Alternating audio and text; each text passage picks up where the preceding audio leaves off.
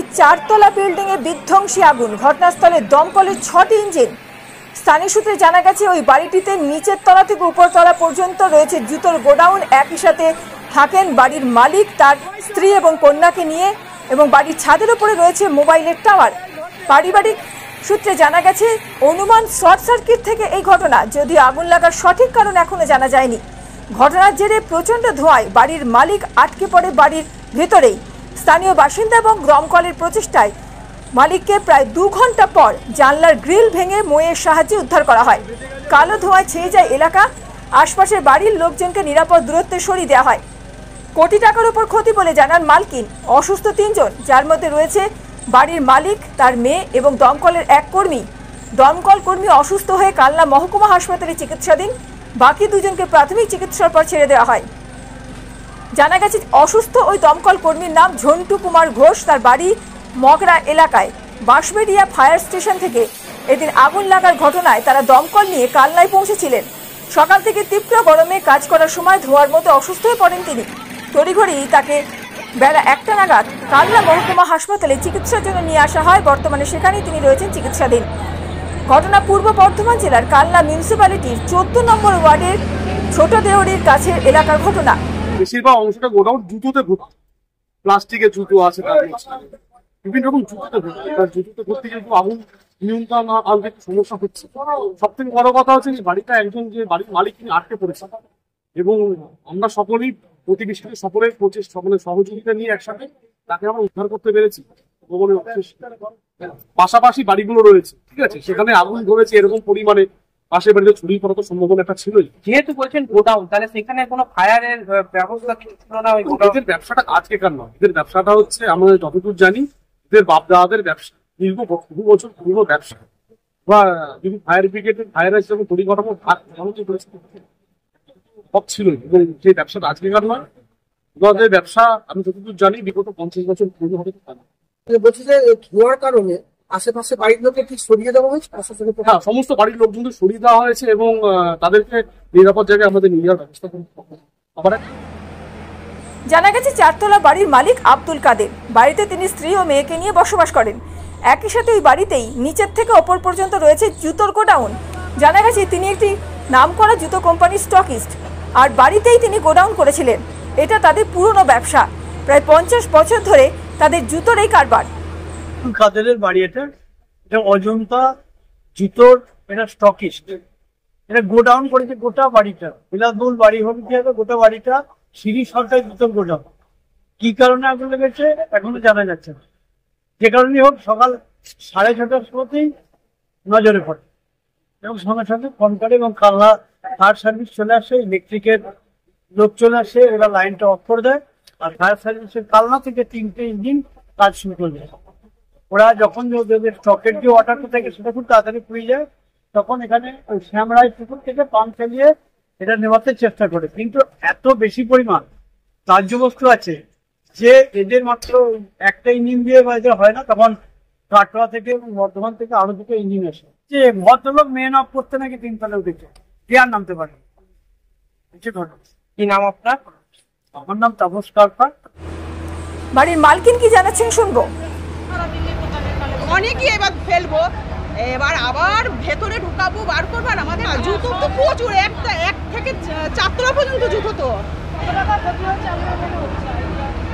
জুতো তো 1 কোটি টাকার ওপরই ছিল। কালকে 3-4টে গাড়ি, আমার তো রেগুলার গাড়ি ঢোকে। আমার মোটামুটি সিঁড়ি দিয়ে উঠবো, সিঁড়ি ধাপে ধাপেও জুতো। মা মেয়ে আগে কাজের মহিলাটা ও বলছে দিদি ধোঁয়া।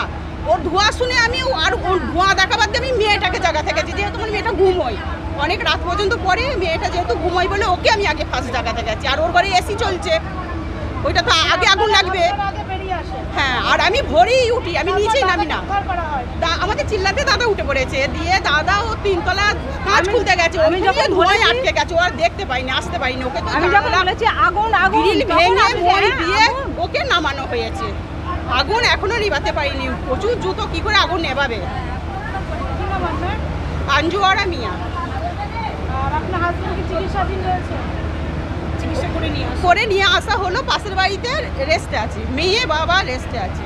আমার কাজের মহিলাটা দেখতে পেয়েছে, দেখতে পেয়ে ও ডাকছে। চিল্লেছে, আর আমি আমি বলছি, তালা খুলেও আবার ওপরে উঠে পড়েছি। আমি বলছি আমার কিছু- মেয়েটাকে ঘর থেকে বার করে না, আমি ধোঁয়া ধোঁয়া যাই দেখেছি, আমার মেয়েটাকে বার করতে হবে, যেহেতু অনেক রাত পর্যন্ত পরে তো ও ঘুমোয়। আমি তুই ওখানে বার হ, ডেকে- খুব চিল্লেছি, ওকে বার করে নিয়ে আমি ওকে নিচে নামিয়ে দিয়েছি। আমি ওকে তারপরে একটু লোকজন গাদা জড়ো হয়ে গেছে, কাজে নিয়ে এমনি করে ডেকেছি। ওরে সুইচ ওইখান থেকে মনে হলো ধোঁয়াটাই এলো, কিন্তু আমি সুইচও দিইনি। ঘরে সবই আছে, এমনকি আমার টেবিলের ওপর আজকে ব্যাংকে টাকা ফেলবো বলে টাকাটা গুছিয়ে জুতোর বাস্কতে জুতোটা খুলে বাস্কর ওপর ভেতরে টাকাটা রেখে তো মিরাজ বলছিল আলমারিতে বল। আবার নিয়ে যাবো, জুতোর বাস্কর মধ্যে টাকা রেখে গোছ করে ওপরে অনেকেই আছে। শনিবার সকাল থেকেই দমকলের 3টি ইঞ্জিন আগুন নেভানোর কাজে চালায়। আর এই ঘটনার পরই এলাকা ছড়িয়ে পড়ে আতঙ্ক। আগুন নিয়ন্ত্রণে না আসায় পরে আরও 3টি ইঞ্জিন বিভিন্ন জায়গা থেকে পৌঁছায়, সেখানে বিভিন্ন দমকল স্টেশন থেকে সেখানে ঘটনাস্থলে পৌঁছায় আরও 3টি ইঞ্জিন। 4 ঘন্টা পরও আগুন নিয়ন্ত্রণে আসে না। দুপুর পর্যন্ত দমকলে 6টি ইঞ্জিন কাজ করছে।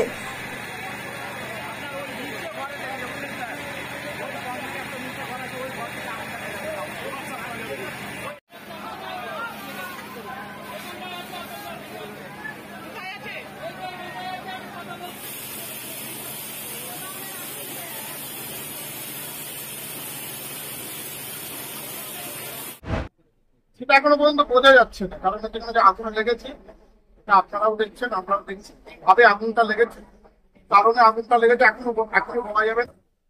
আমি যতটুকু দেখে যা মনে হচ্ছে কোনো শর্ট সার্কিট থেকে হতে পারে, দেখে তো মনে হচ্ছে ফায়ারের কোনো ব্যবস্থা ছিল না। তবে সকালবেলা থেকে সকাল 6টা থেকে আগুনটা লেগেছে, পাড়ার ছেলেরা মূলত যেভাবে তারা কাটিয়ে পড়েছে আশেপাশের বেশ ইয়ং জেনারেশন, তারাই মূলত এটাকে নিয়ন্ত্রণে প্রায় অর্ধেকটা এনেছে। তারপরে আপনারা দেখছেন কালনাথ ফায়ার ব্রিগেড এসছে, কালনাথ আশেপাশেও যেমন কাটোয়া বর্ধমান থেকেও ফায়ারের গাড়ি এসেছে, তারাও আনন্দ পান্ডুয়া তারাও নিয়ন্ত্রণ করার চেষ্টা করছে। যে পরিমাণে প্রায় 4তলা বিল্ডিং এ যে পরিমাণে জুতোর মজুদ আছে, আর জুতো বলে এই আগুনটা লেগেছে বলে এটা নিয়ন্ত্রণ আনতে একটু কঠিন হয়েছে। তারা কটা ফায়ার ব্রিগেড ইঞ্জিন আছে এখানে? অলরেডি আমরা দেখছেন তো প্রায় 6খানা গাড়ি চালিয়েছে। তারপরেও বেশ কিছু এখানে যে দমকল দিয়ে পুকুর থেকেও আশেপাশে পুকুরগুলো ইউজ করা হচ্ছে। 4 ঘন্টা অতিক্রান্ত, এখনো পর্যন্ত আগুন নিয়ন্ত্রণে আসেনি। মূলত কি কারণে আগুন নিয়ন্ত্রণে আসে? কারণ একটাই তো কারণ, সেটা হচ্ছে এখানে যে জুতো রয়েছে, আর জুতো মানেই তো চামড়া, প্রচুর পরিমাণে জুতো রয়েছে, চামড়া রয়েছে। এই চামড়া থাকার ফলে যখন ওখানে জল দেওয়া হচ্ছে, জল দিলে পরে আগুনটা নিভে যাচ্ছে, কিন্তু কিছুক্ষণের মধ্যে আবার আগুনটা স্প্রেড করছে।